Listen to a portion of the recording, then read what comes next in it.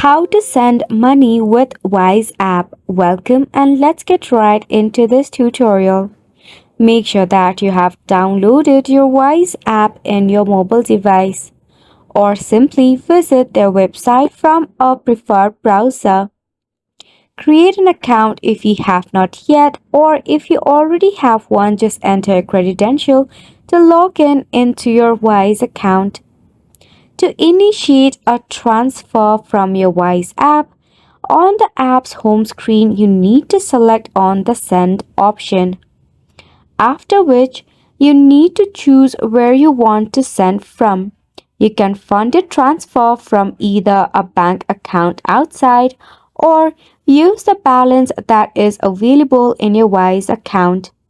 Enter the amount of money that you want to transfer. After which, you need to add recipient details.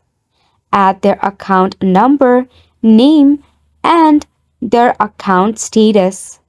After which, review the details thoroughly before the transfer and choose on the medium how would you like to pay. And voila, that's the final step.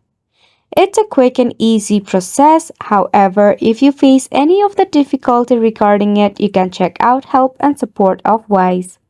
And it's a wrap for the video as well. Thank you so much for tuning in.